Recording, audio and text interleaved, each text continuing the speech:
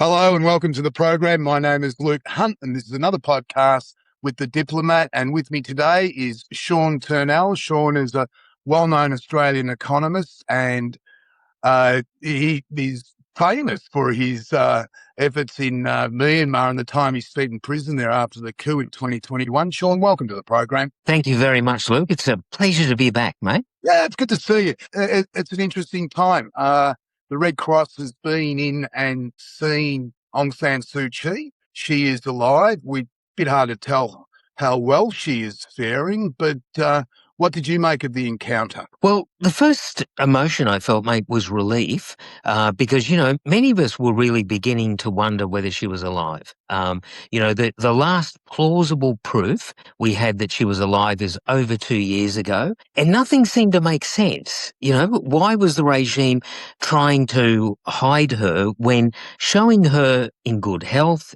in good conditions, etc., would have been very much in their interests, because Right. they're trying to reach out. They're trying to say that they're different since this ridiculous election and so on, but they're trying to say, look, things are different in Myanmar now. So why wouldn't they show something of proof of life? So we were starting to get anxious because the months were going on after the campaign of proof of life. Months were going on, no proof of life, and yet now they've suddenly come out, courtesy of this visit to the Red Cross. So the first emotion, mate, absolute relief. But then, of course, other questions then just become rolling in. But certainly good to see that she was alive and good to see that she seemed to be of reasonable health. But of course, the photos, there was only really 3 or 4 photographs, right? And it was a little bit difficult to tell what was going on. But she certainly looked healthy anyway. Yeah, it's difficult to say. How much can you say about a photograph? I was looking for a response from Kim Aris. He has spoken to Reuters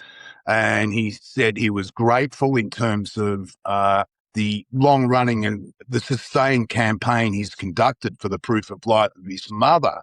But you were saying, as we were chatting before we started to record, that the surroundings where she was, it wasn't very homey. It's that the whole thing seemed a little staged and awkward. Absolutely, look. And so I was a little bit troubled by the photographs as well as being relieved because I know these sort of locations really well. It's very obviously in Myanmar's bizarre capital city of Naypyidaw.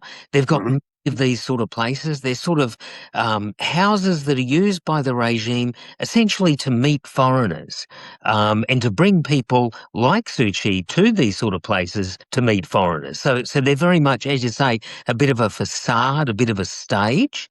And what was disturbing about it was that, the Red Cross, their mission is to meet prisoners in the locations that they're being held in order, in a sense, to get some assurance that the prisoner is being treated okay and is alive and well and all that sort of thing.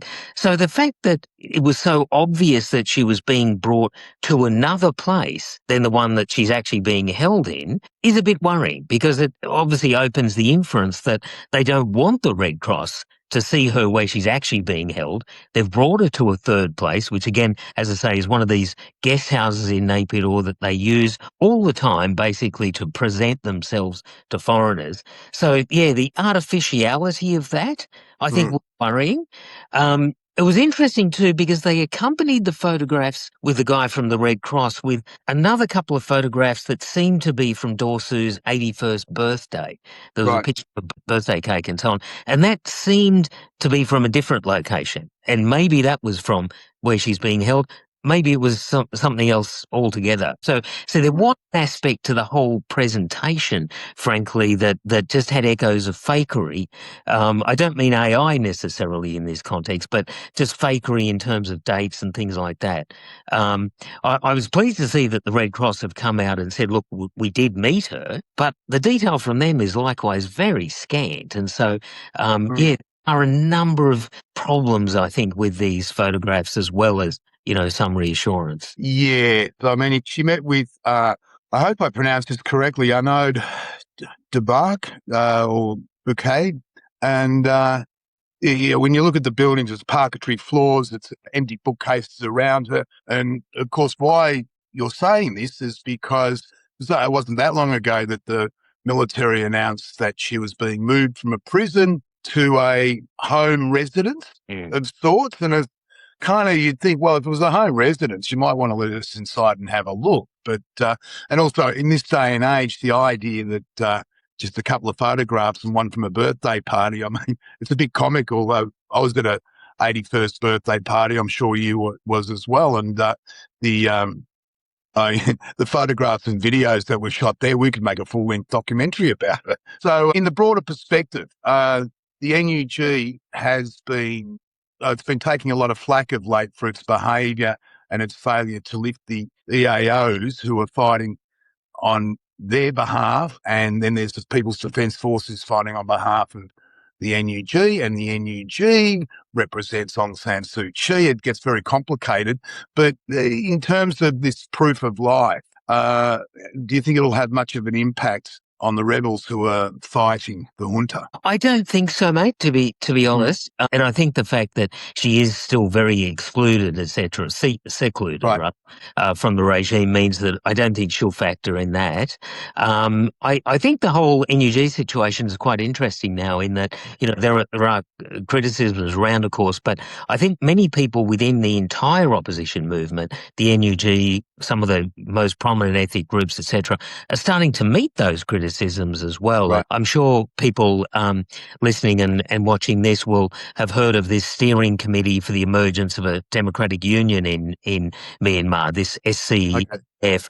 And it seems to answer a lot of the questions. I know it's early days yet, and we're yet to see the product of it, but I think that's, to me, a reasonably good sign that the opposition movement is actually, listening. It's properly evaluating the situation and trying to come something different. So I'm sort of still fairly sanguine, even though, I think certainly the regime has had the wind in its back a little bit recently. I think mostly from China's backing, probably more than anything else. But it's still very much line ball, I think. And I'm sort of still very confident about the long-term future of Myanmar's democracy movement more broadly. But Myanmar, as we know, is always extremely complex. It's very difficult to know for certain what's going on. And so, to that extent, it's the situation as normal, really. Pretty much. When you say long-term, ask a dirty question. How long is long? Great question, mate. It's a very I mean, in financial markets, it's kind of like short-term is 6 months to a year, medium-term is a few years, long-term is 5 to 10 years. I've interviewed a lot of people who thought that if the EAOs, the PDF and the NUG had combined, which there was speculation they were, and that they would push forward out of their home states, that the war could have been over by the end of 2025. Obviously, that didn't happen. And the only militia that seems to be right on the offensive is the Arakan Army. So, and I know there's a lot of work, which I think people don't appreciate, because talking about federal frameworks for a future country is the stuff of boffins. And I mean that, with much respect. I really do. You've got to have something in place, but it's not a headline grabber. But what is your kind of time frame going forward, optimistically? Well, I mean, with my economist hat on, of course, the most famous economist of all, just about, John Maynard Keynes, once observed that in the long run, we're all dead, right? Indeed. None of us get out of here alive. Yeah, so I'm certainly meaning well before we're dead. Right. I guess also with my economist hat on, mate, and I know there's a lot of ruin in a country, meaning that, countries can go on in suboptimal patterns for an awful long time, as we know, and we could countless examples. Having said that, though, so much of the economic, so much of the financial situation of the regime is not sustainable. So something's got to give at some point, because essentially what they've done is to turn the whole economic apparatus, the whole state monetary apparatus, for instance, as an extractive device, because GDP is half of what it was before the coup.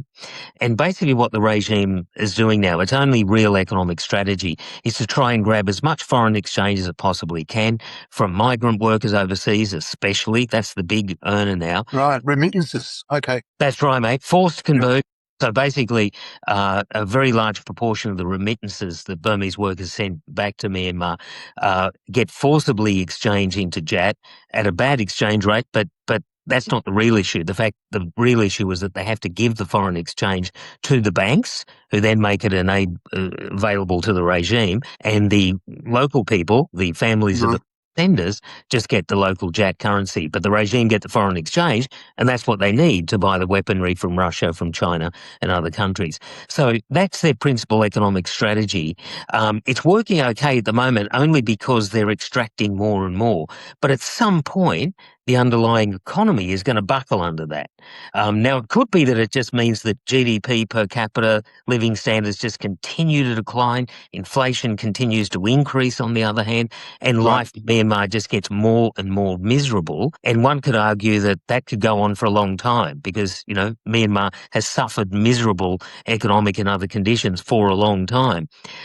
But having said that, there are so many people who have lost so much money, including very prominent members of the business community, the Yep. so-called crime and all that, as well as the suffering, much greater suffering of the average person, that at some point you would think something has got to give. So by long term, I guess I'm thinking, no more than about 5 years, but Right. realize, I'm being hostage and fortunate in saying that, but yeah, it seems to me that there's so many things that don't make sense. I know we live in a world in which things not making sense, can Mm. as continue for a long time, but it's hard to imagine, this regime seems to have no idea of how to run a country and how to run a country sustainably in the economic sense as well as the environmental sense and in every sense. And it just seems to me it's not there for the long run. Yeah, I mean, the state of the global economy and the way the markets have been traded, say, the oil markets amid Iran and the US-Israeli war there, but the whole economics of a global inflation to interest rates, not a lot of it's making sense like it did in the old days when you just got statistics and then markets would trade on them. But quite often, as we've seen with a lot of economic downturns, is something will give. Yeah. Something will break out of left field. You don't quite see it coming. Bang. Asian financial crisis, global financial crisis in 2008, these sorts of issues. You've got to wonder where a country like Myanmar would sit when these sorts of things. I mean, and these sorts of things are inevitable. Yeah. No, I absolutely agree. Look, and I think Myanmar is a classic example too of a country whose regime looks very strong until suddenly it's not. And Right. and you say that the trigger, could come out of the blue, but it often in places like this comes as soon as the real fundamentals become in doubt. That is food, basically. Mm.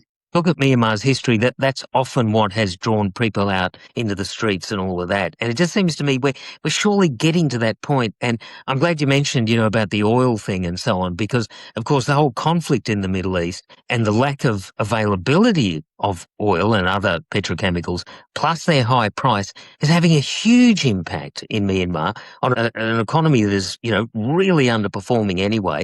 But, if we think about the availability of fuel to farmers, for instance, Yep. who many more are now mechanized since the reforms, over the Right. last 15 years or so before the coup. So it's much more dependent, in other words, in order to produce agricultural output and food most prominently, but also things like fertilizer, of course, which is a byproduct Urea. of Yeah. chemical. Well, yeah. So it just seems to me that, we've got a number of areas where you can imagine that sort of earth-shattering crisis within Myanmar could come from. Now, on that note, the oil and gas pipeline that runs into China across Rakhine State from Sittwe, correct me if I'm wrong, please.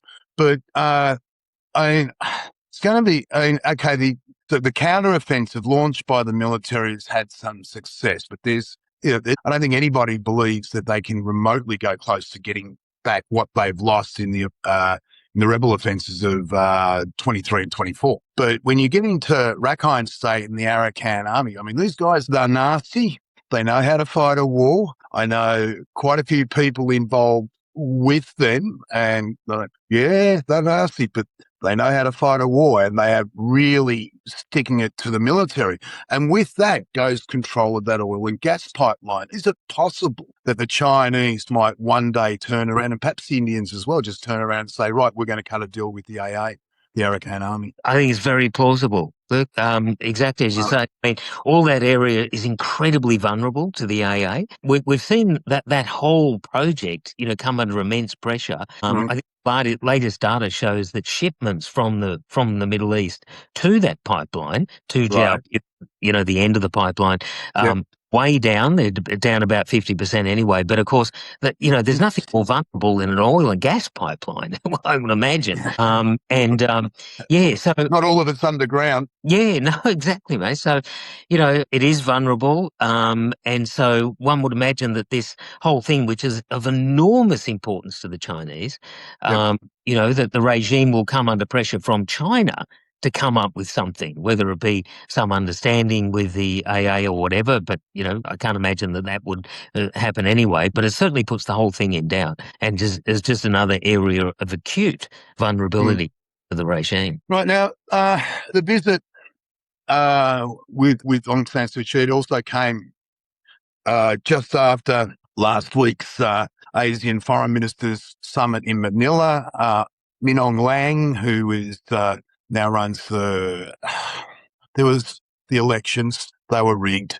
It's interesting watching the media try and phrase him as a president or prime minister. I prefer the word administration, under-appointed.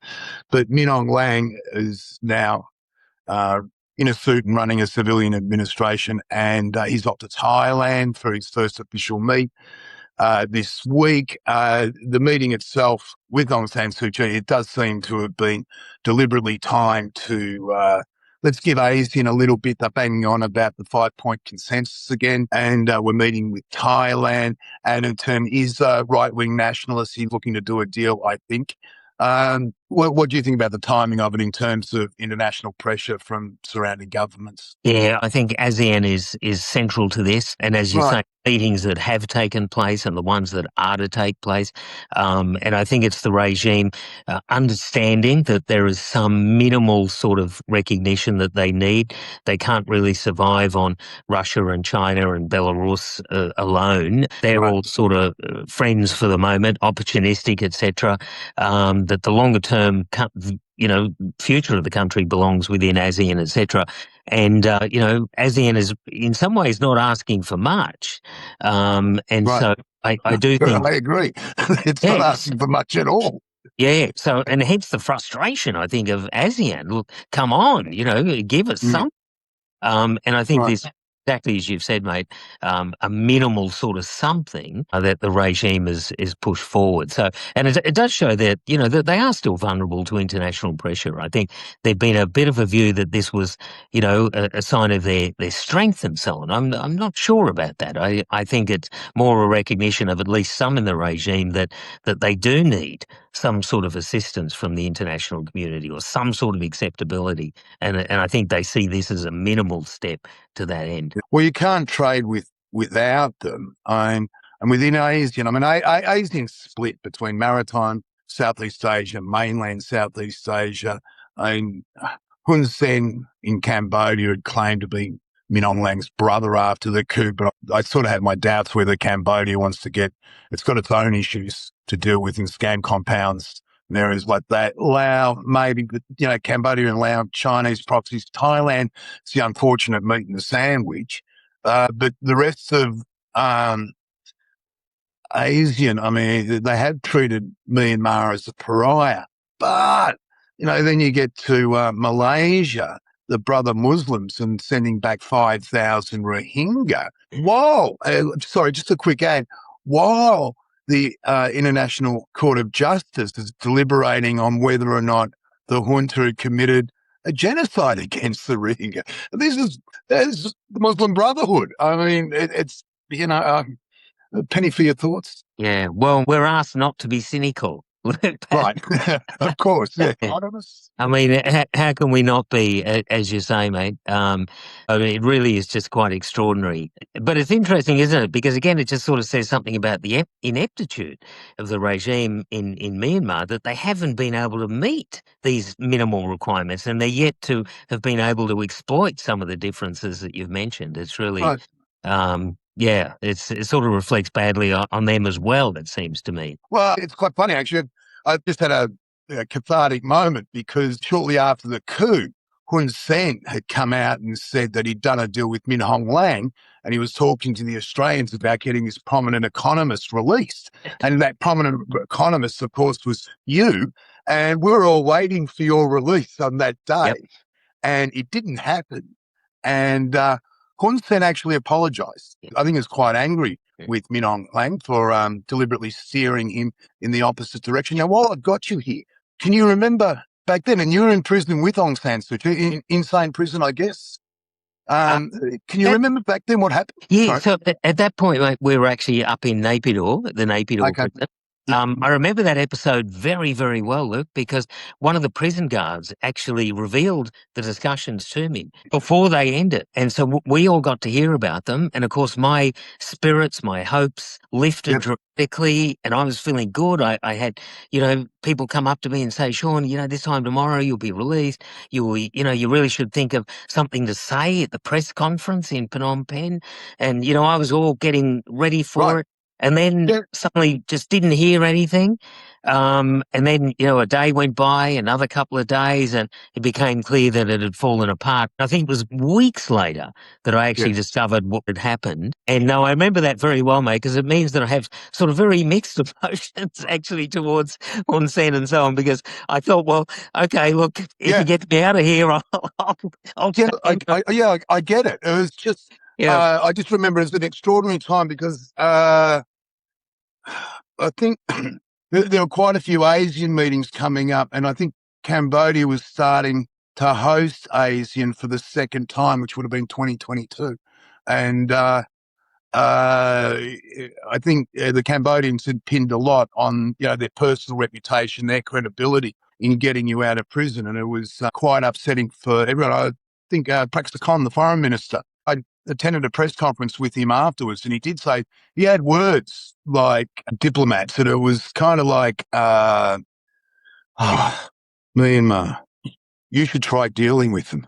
It's sort of like when a diplomat, everything they say is in their face and their hands, and when you put it on pen and paper, it's not really a quote. Oh, you know what I mean? But the frustrations were enormous. And again, this goes back to the realization of the 5-point consensus that it just seems that they're making it totally unworkable. Yeah, no, exactly. Not helping ASEAN, but not helping themselves either, which of course is another factor in Myanmar regime that they, and this is why they're so difficult to assess and to understand, because very often they do things that are not in their own interests, you know, and the classic thing is what we were talking about earlier, Luke, of course, which is their unwillingness to show proof of life for Suu Kyi, because again, since this absurd election they've had, but they've been trying to present themselves as something different, that the change happened and all that.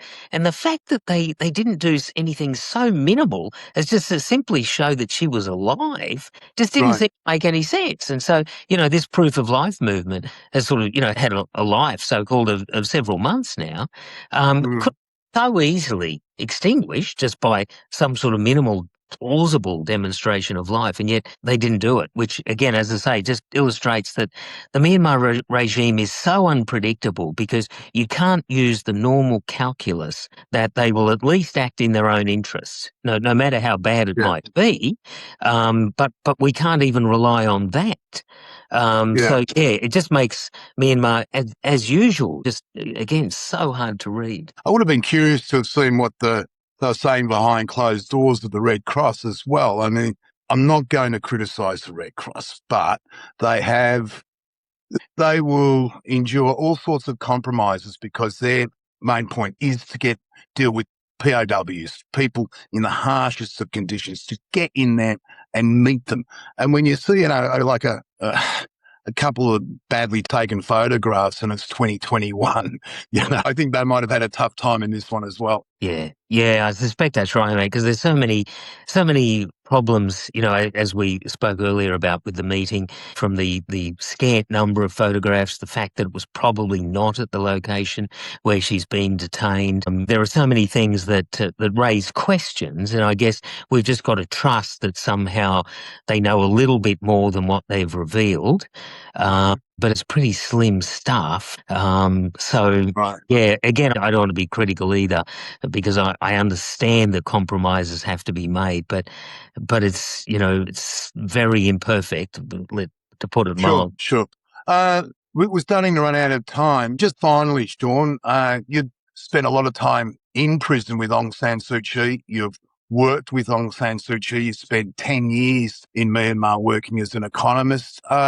What are your final thoughts, given everything that's happened and, the recent meeting between the Red Cross and the lady? I think my final thoughts, Luke, are that, throughout the time I was in prison with her, I saw her best qualities come out, and that steadfastness and so on, the courage, the resilience, all of that, very much on display. And in a sense, I saw that again, even though, we've spoken at length about the scant detail of these photographs and so on, but visibly she seemed exactly the person I remembered, and I would imagine that her spirit, her intellect, and so on would match that. So it was quite pleasing from that point of view.